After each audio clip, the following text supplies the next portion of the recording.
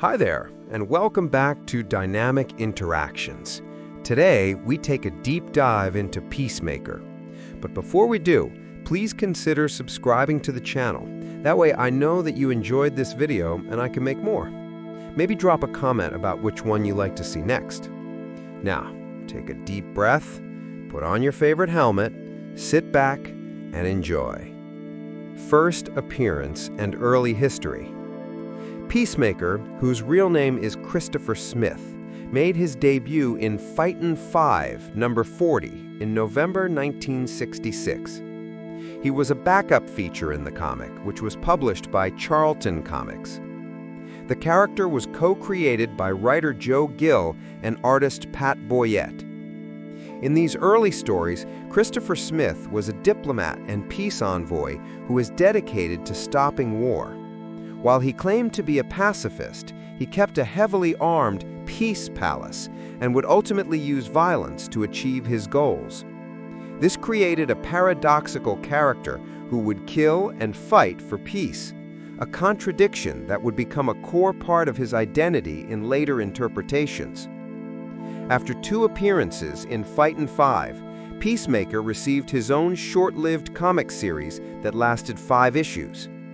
Now, the transition to DC Comics.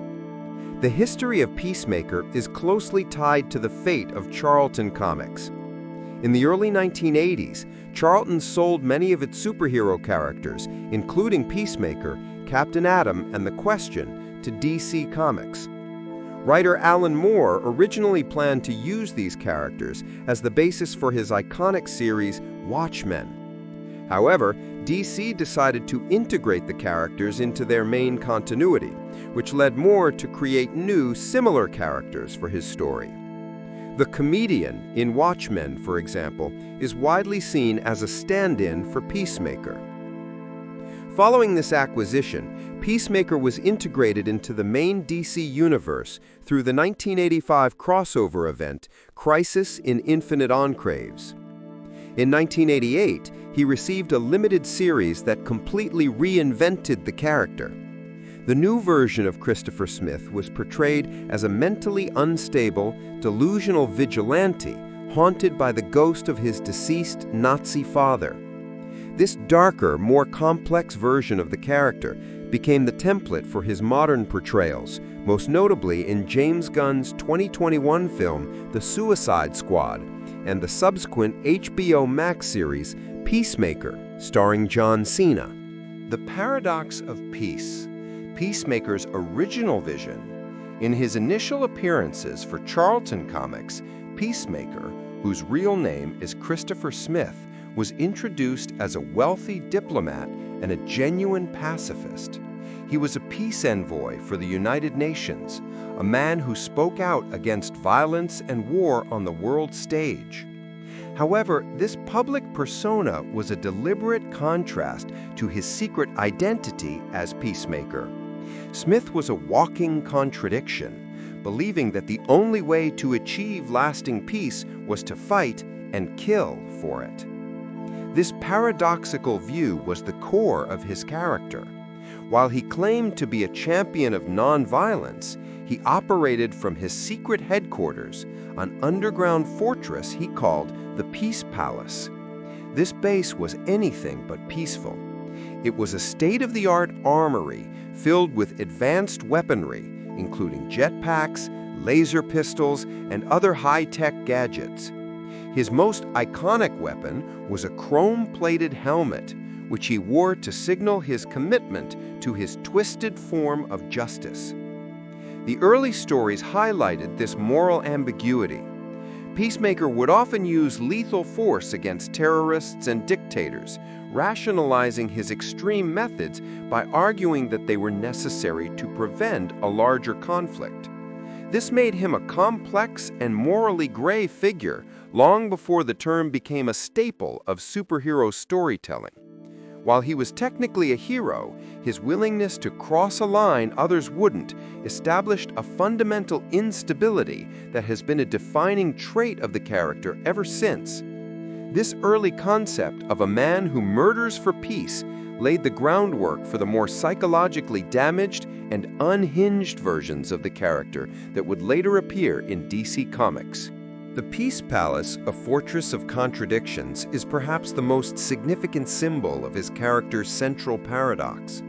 In the original Charlton comics, this base was a Swiss chalet, a seemingly quaint and idyllic home nestled in the European Alps. However, this charming exterior was a mere cover for a high-tech fortress. The name itself is a deliberate and heavy-handed irony. It is a palace dedicated to peace that is, in reality, a heavily stocked armory. The Peace Palace was more than just a home.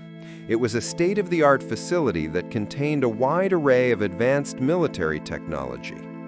It housed Peacemaker's various vehicles, including a custom-built jetpack and other modes of transport for his missions. The chalet's interior was a labyrinth of hidden passages, secret laboratories, and weapons caches. Here, Christopher Smith would design and build his non-lethal and, more often, lethal weapons. This extensive collection of high-tech gear allowed him to act as a one-man army, making it clear that his approach to peace was through overwhelming force and technological superiority. The duality of the Peace Palace perfectly encapsulates Peacemaker's own conflicted nature. On the surface, he is a man of peace, a diplomat working for global harmony. But underneath, he is a dangerous, well-armed vigilante with a willingness to use extreme violence to achieve his goals. The base is not a place for peaceful diplomacy, but a temple to his belief that true peace can only be earned through conflict, a core theme that has defined the character across all of his incarnations. The deeper symbolism of Peacemaker's gear is not merely a visual contradiction. It is a meticulously designed piece of psychological storytelling. On the surface, the bright red and white jumpsuit, emblazoned with a prominent white dove, is a testament to his stated mission of peace. However, this seemingly peaceful attire is worn by a man who operates under a creed of extreme violence. This foundational irony is the key to understanding Christopher Smith's character. The white dove is more than just a symbol.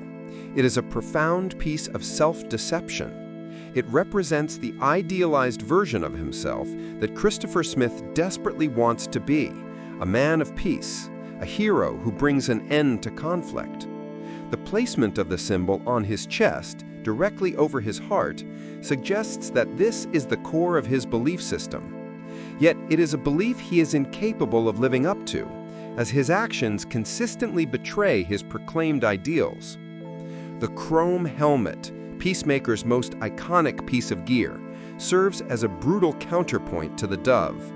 The helmet's reflective metallic surface is a critical design choice. It is a mirror, forcing his enemies, and, more importantly, himself, to look at their own reflections while he engages in violence. In later, more psychologically complex portrayals, the helmet takes on an even more sinister role. It is the container of the voices of those he has killed, a manifestation of his severe guilt and mental instability. The helmet is not just a weapon, it is a prison for his conscience and a symbol of his deranged worldview, which dictates that peace is a destination that justifies any atrocity committed in its pursuit. The Watchmen connection. Peacemaker's path to the comedian.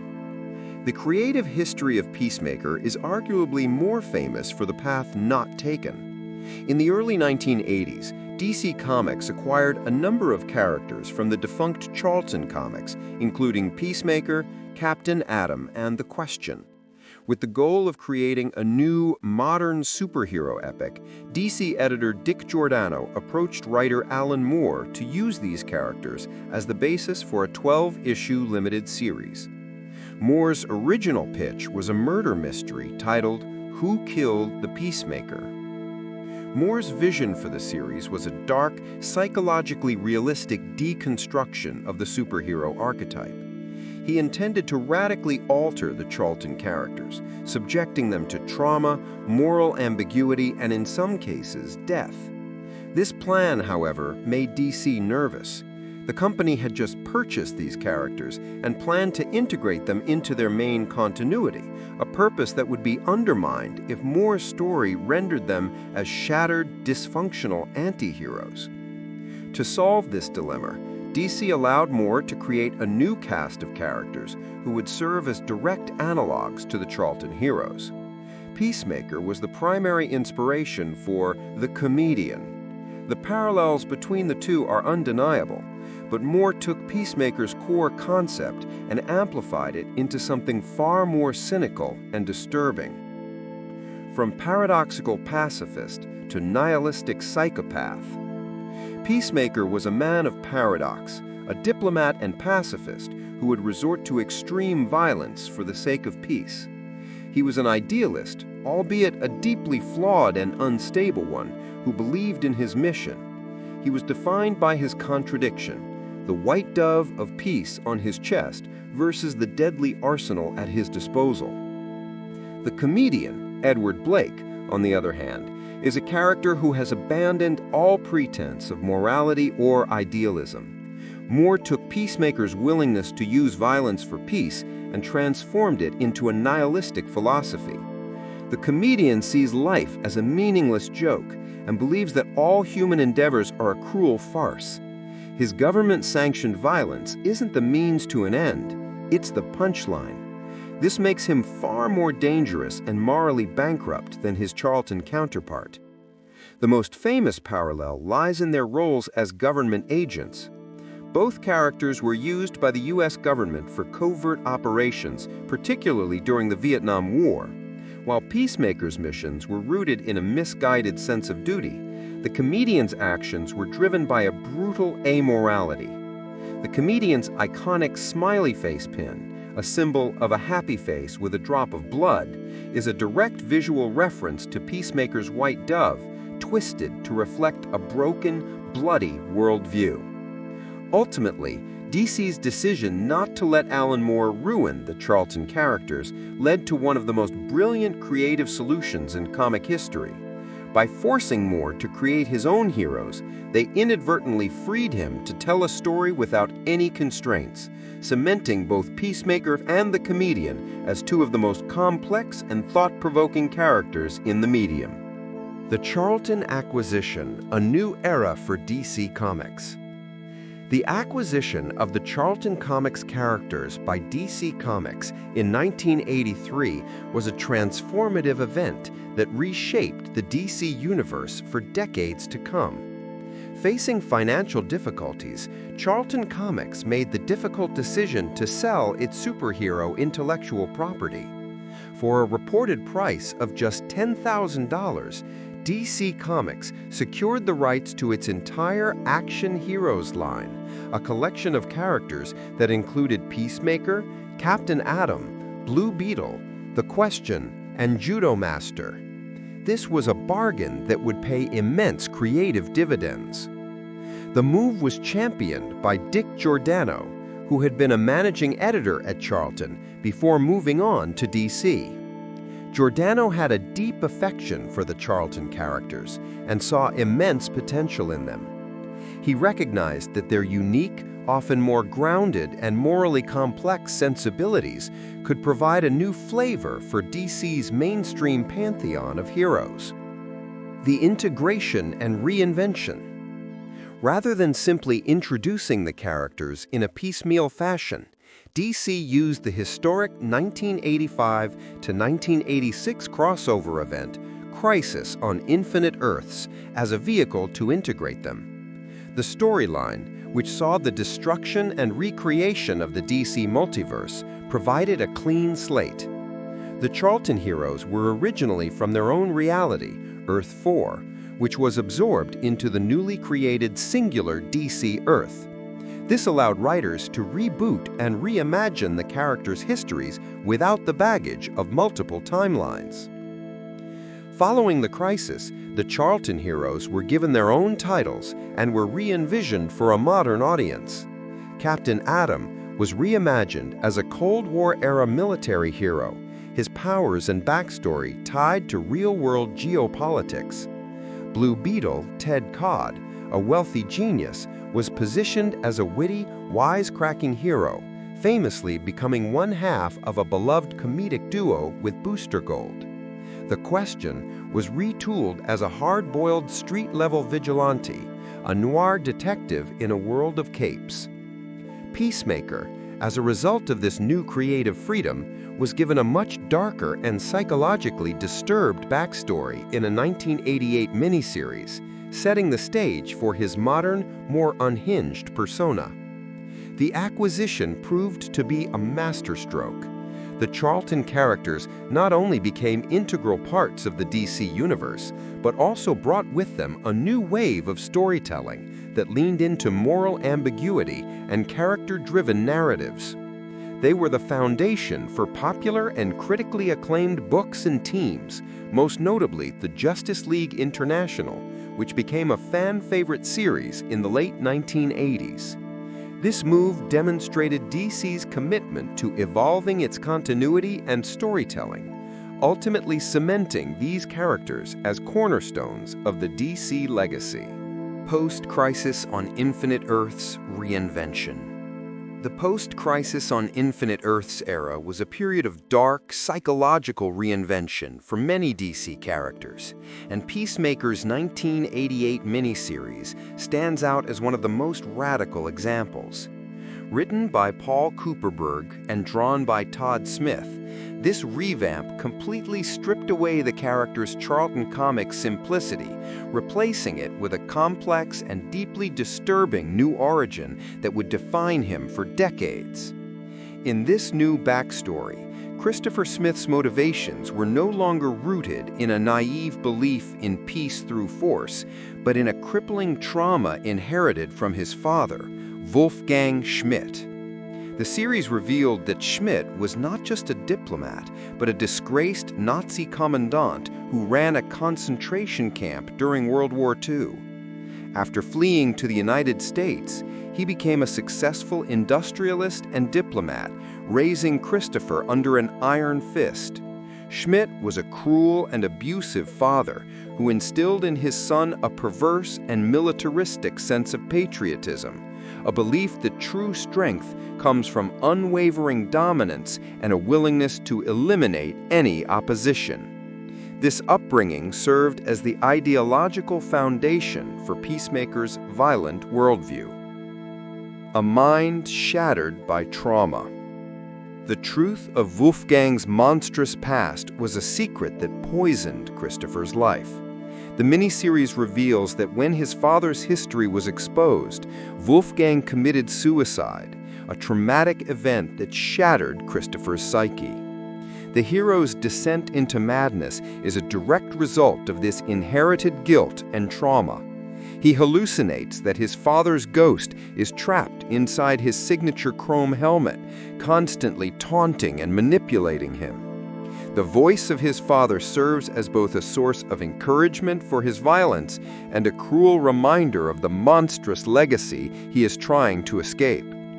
This profound shift from an ironic hero to a tragic, psychologically broken figure laid the groundwork for his modern portrayals in works like James Gunn's The Suicide Squad, where his unhinged patriotism and internal conflict are the core of his character.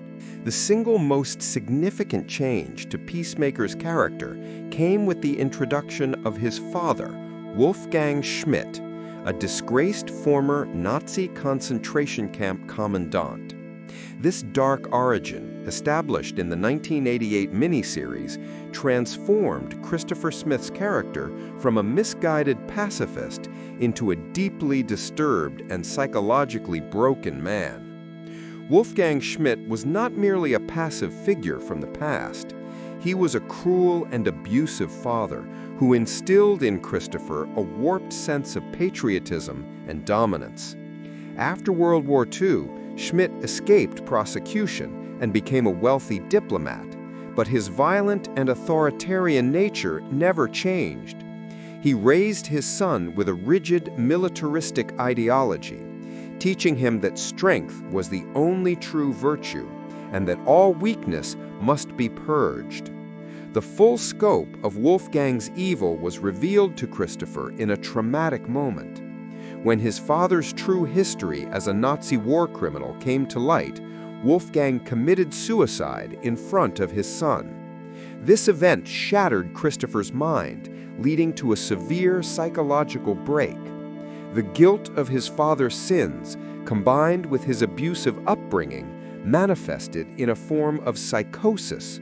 Christopher began to hallucinate that his father's ghost was trapped inside his chrome helmet, constantly taunting and manipulating him. This ghostly presence served as a psychological tormentor, pushing Peacemaker to commit ever more extreme acts of violence in a desperate and ultimately futile attempt to atone for a legacy of pure evil. The new origin provided a tragic motivation for Peacemaker's violent crusade. He wasn't just fighting for peace, he was fighting to prove that his name could be a force for good.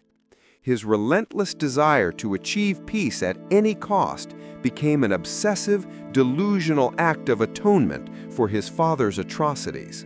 He was a man at war with his own lineage, using his own violence to combat a legacy of inherited trauma. This profound shift from an ironic hero to a tragic, unhinged figure is the key to understanding all modern portrayals of Peacemaker, including his famous live-action appearances. Haunted by his past, a mind under siege. The post-crisis reinvention of Peacemaker transformed him from a quirky paradox into a man suffering from severe psychological trauma.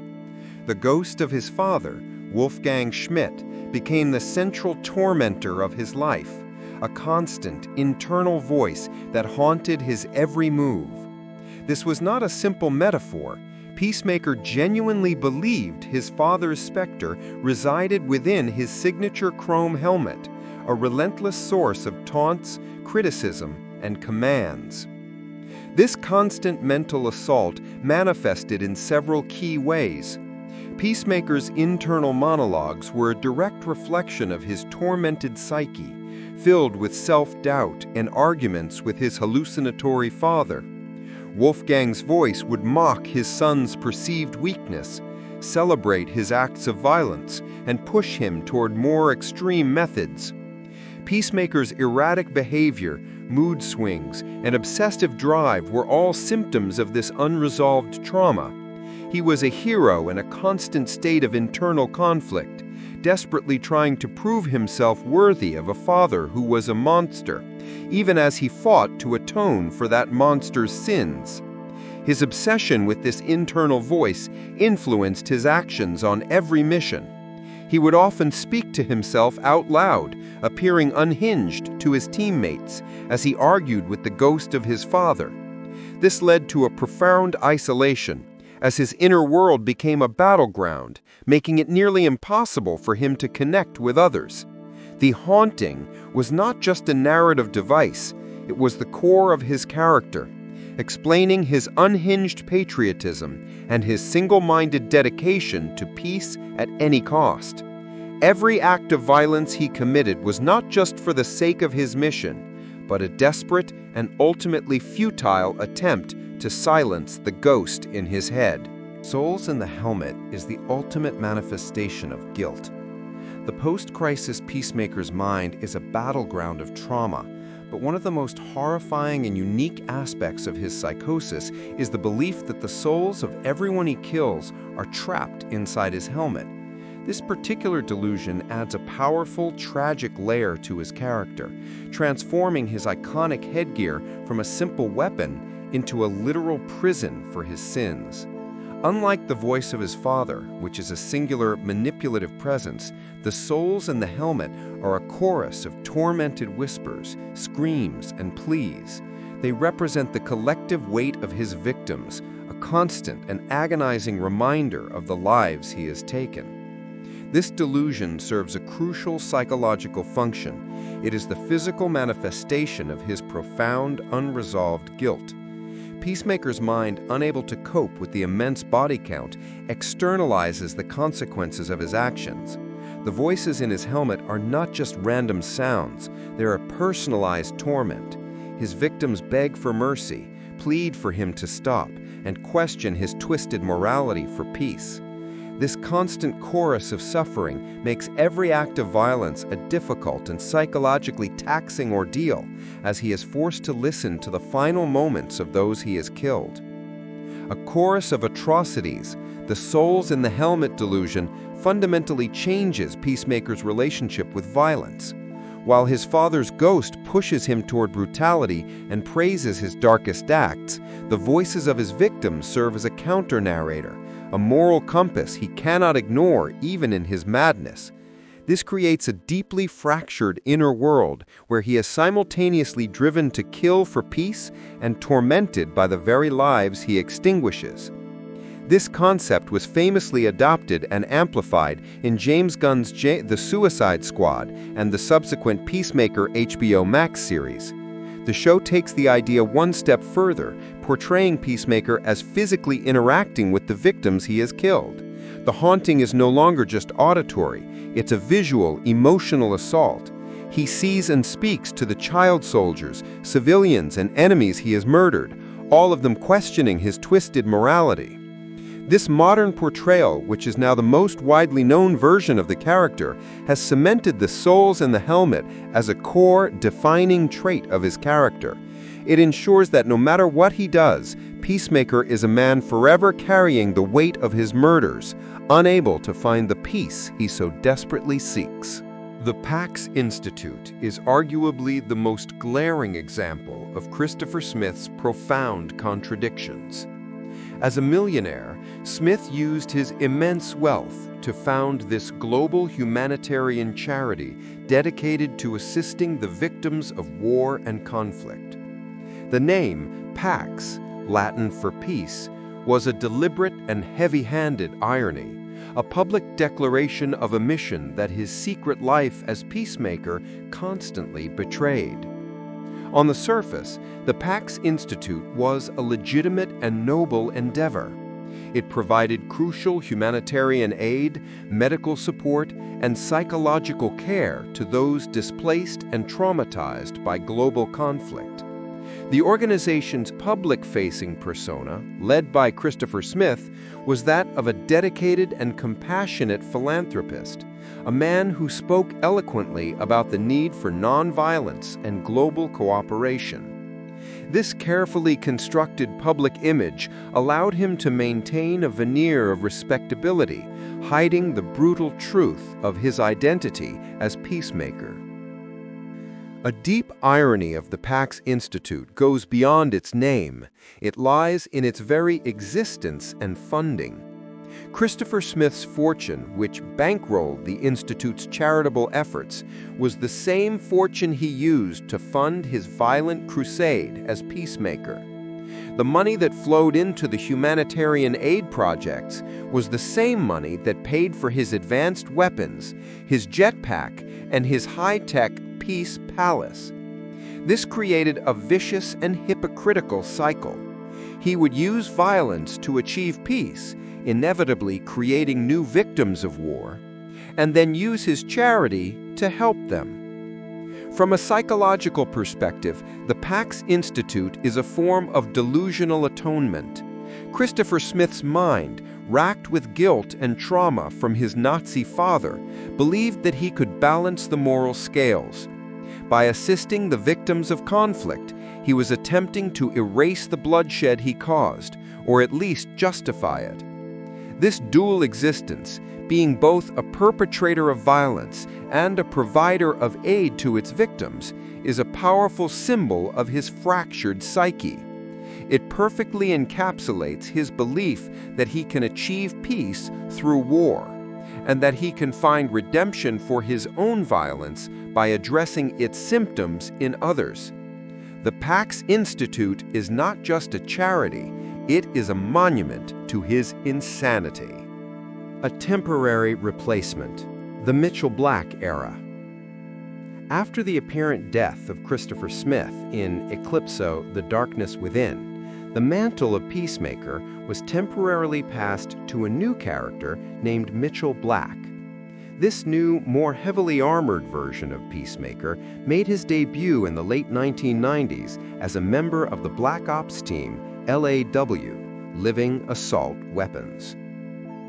Unlike the unhinged and mentally unstable Christopher Smith, Mitchell Black was a far more grounded and rational character. He was a medical doctor and a highly trained agent for the U.S. government who was chosen to carry on the Peacemaker legacy. His mission was to reclaim the technology left behind by Smith and use it for a more controlled, government-sanctioned purpose.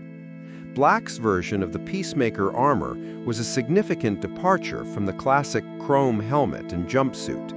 It was a bulky, futuristic suit of power armor, reflecting his role as a government agent. While Mitchell Black was a more stable and traditional hero, his tenure as Peacemaker was short-lived. He served as a temporary placeholder, bridging the gap between the character's death and his eventual return. The original, unhinged Christopher Smith would eventually be revealed to have survived the explosion, reclaiming the mantle he was always meant to hold. This brief period with Mitchell Black highlights the long-term impact of Christopher Smith's legacy, proving that no one could truly fill the void left by the original, morally ambiguous Peacemaker. Mysteriously revived, a judgment in the afterlife. Christopher Smith's return from the dead was as mysterious and dramatic as his death itself. After being seemingly vaporized during the Eclipso, The Darkness Within storyline, Peacemaker was resurrected in the major 1999 DC crossover event, Day of Judgment. This storyline, centered around a demonic invasion of Earth led by the fallen angel Asmodel, served as the catalyst for his return. As the chaos escalated, a team of heroes, including members of the Justice League, embarked on a desperate quest to heaven, hell, and purgatory to find a new host for the Spectre, DC's spirit of vengeance. It was in the desolate, shadowy plain of purgatory that they stumbled upon the soul of Christopher Smith.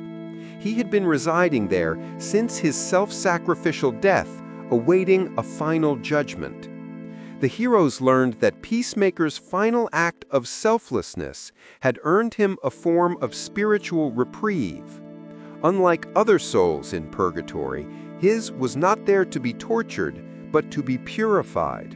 His heroic martyrdom had been recognized by a higher power, and he was deemed worthy of a second chance at life. The circumstances of his return were deliberately vague, presented as a cosmic decision rather than a clear scientific or magical process. He simply reappeared on Earth, inexplicably alive and ready to resume his mission. However, his journey through the afterlife, though never fully detailed, had a profound effect on his already fragile psyche. Peacemaker returned with a renewed, albeit still unhinged, sense of purpose. The voices in his head, which had previously belonged to his father and his victims, were now joined by a newfound spiritual certainty. His experiences had solidified his belief that his violent crusade was not just a personal mission, but a divinely ordained one. This mysterious revival cemented Peacemaker's status as a character whose fate was tied to the cosmic and metaphysical forces of the DC universe. It not only brought him back into the land of the living, but also offered a powerful form of redemption for his violent and morally ambiguous past. He was not just a resurrected hero. He was a man who had faced final judgment and been given a second chance, making his subsequent missions and his continued descent into madness all the more compelling. Mentor to Blue Beetle, a troubled guide. Following his resurrection, Peacemaker's path in the DC universe took an unexpected turn when he became a mentor to the new Blue Beetle, Jaime Reyes. This unlikely partnership began in the mid-2000s and provided a fascinating dynamic pitting Peacemaker's cynical and violent worldview against the youthful idealism of Jaime. Peacemaker, still mentally unstable and driven by his unhinged patriotism, saw a kindred spirit in Jaime, who had been bonded with the Scarab, an alien artifact that gave him immense power. He believed that the Scarab's power was a cosmic tool for peace, and that Jaime, as its wielder, needed a guide who understood the brutal realities of their mission. Peacemaker's mentoring style was not traditional. It was a reflection of his own fractured psyche. He taught Jaime to be ruthless, to make difficult moral compromises, and to embrace the idea that the ends justify the means. He often pushed the young hero to use lethal force, believing it was the only way to truly protect the innocent. A conflicted partnership. Their relationship was a constant source of tension. Jaime, with his strong moral compass and desire to do good, frequently resisted Peacemaker's dark lessons. He was horrified by Peacemaker's casual violence and his belief that collateral damage was an acceptable price to pay for peace. For Peacemaker, mentoring Jaime was not just about teaching him to be a hero. It was a way to legitimize his own violent philosophy. He saw Jaime as an opportunity to mold a new kind of hero, one who would not shy away from the brutal, unromantic reality of their work. This conflicted partnership highlighted the core of Peacemaker's character, his desperate need to find justification for his actions, even by influencing a new generation of heroes. Their time together cemented Peacemaker's place as a morally ambiguous figure who, despite his good intentions, was ultimately a dangerous and unstable influence. From obscurity to the A-list, Peacemaker's place in the Suicide Squad. While Peacemaker has a long history in DC Comics, his association with the Suicide Squad is a recent and pivotal development, largely a direct result of his breakout role in James Gunn's 2021 film, The Suicide Squad. Before the movie, Peacemaker's connection to Task Force X was minimal and scattered, often limited to brief appearances or peripheral roles.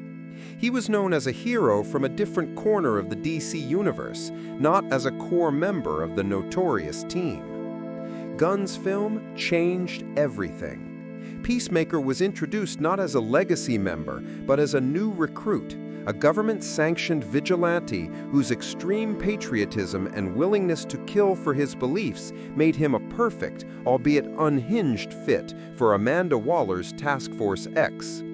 The film translated his comic book paradox into a character who was both terrifying and darkly comedic. He was portrayed as a one-man death squad, a symbol of American militarism, whose dedication to peace was so absolute that it justified any atrocity, including murdering innocent women and children. His rivalry with Bloodsport, his betrayal of his teammates, and his final confrontation with his own misguided ideology made him one of the film's most memorable and talked about characters. The film's influence on the comics. The immense popularity of Peacemaker in the film and his subsequent HBO Max series led to a significant and lasting shift in his comic book status. Prior to the movie's release, the character had largely faded from prominence. However, in the post-2021 era, DC Comics has made a concerted effort to integrate him into the Suicide Squad's modern canon. He is now consistently portrayed as a central member of the team in recent comic runs, with his personality, dialogue, and even his costume being heavily influenced by his live-action portrayal. This has effectively retconned his history, cementing him as a core part of the Suicide Squad's lore. The comics have embraced his violent, delusional, and often misguided patriotism, making him a complex foil to more traditional anti-heroes like Harley Quinn and Deadshot. His new role on the team has provided fresh storytelling opportunities, exploring his moral contradictions and his bizarre interpretation of justice. The trajectory of Peacemaker's character is a powerful example of how a successful live-action adaptation can not only revitalize a comic book character, but also permanently alter their place in the broader mythology. Multiple iterations, the legacy of Peacemaker. The mantle of Peacemaker has been carried by more than just Christopher Smith and his short-lived successor, Mitchell Black. Over the decades, the character's legacy has been explored through other, lesser-known iterations, each of whom adopted the name and helmet for their own unique and often misguided purposes. One of the most notable of these was a Peacemaker who was the leader of a United Nations-sanctioned team known as the League Busters. This version of the character, whose identity remains largely a mystery, was introduced as an even more extreme and jingoistic figure than Christopher Smith. He believed that the world's reliance on superheroes was a threat to national sovereignty and global stability. His team's mission was to actively hunt down and dismantle superhero teams, particularly the Justice League. This Peacemaker operated with a chilling sense of purpose, viewing himself as a necessary counterforce to the unregulated power of metahumans. His actions were a twisted parody of the original Peacemaker's core belief that peace must be enforced, even if it means fighting against those who are meant to be its champions. Other versions of the character have appeared in different media, including alternate universe comics and video games. These iterations often serve to explore different aspects of the Peacemaker philosophy, what it means to be so dedicated to peace that you are willing to wage war on anyone who gets in your way. These various versions, each with their own unique motivations, prove